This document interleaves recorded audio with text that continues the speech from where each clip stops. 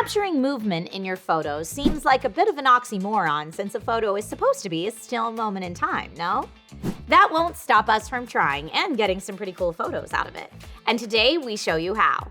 This is DIY in 5. Hey everyone, welcome to DIY in 5, the show where we make tech easy so you can feel comfortable tackling it on your own in short little 5-minute or less videos.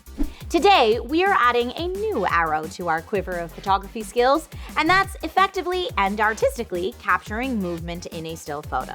So let's get started. When it comes to capturing motion in photography, it's all about shutter speed.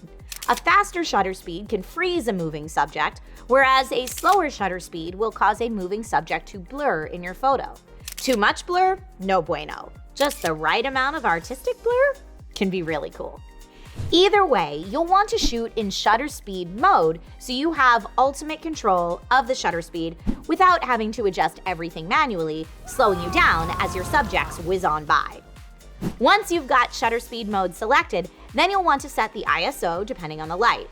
In very bright or very low light situations, you may not have a great range of shutter speeds to choose from, so keep that in mind when deciding when and where to shoot.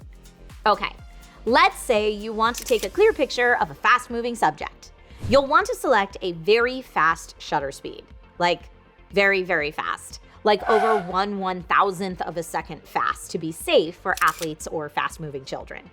For a bird flying or a vehicle, you may want to up that to 1/2000th or 1/4000th of a second respectively.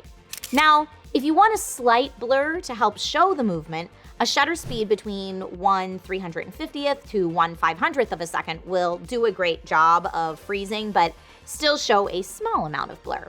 It all depends on the speed of your subject and what you're hoping to achieve visually with your photo. If you want to go all out and get a lot of blur in your photos, a long exposure, which is slower shutter speed, is where it's at. Think 1/30th of a second for bikes and around 1/125th of a second for fast-moving cars. For these types of shots, you'll want to be sure to use a tripod or lean against a wall to stay steady.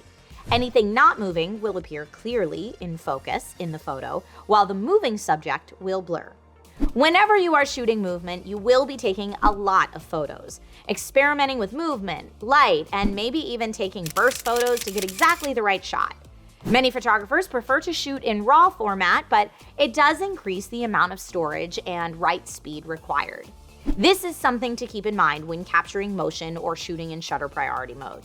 Because of this, you'll want to make sure you are prepared with at least one memory card that's formatted, at least 64 gigabytes, and the faster the better, so you aren't missing the action while your camera is buffering. That should cover it. Oh, yeah, and be safe. Get into the action while still giving your subject space to move without, crashing into you.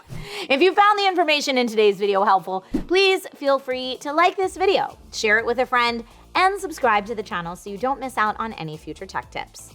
Also, tell us what kind of photography you're into in the comments. My name's Trisha Hirschberger, and you've been watching DIY in 5. See you next time.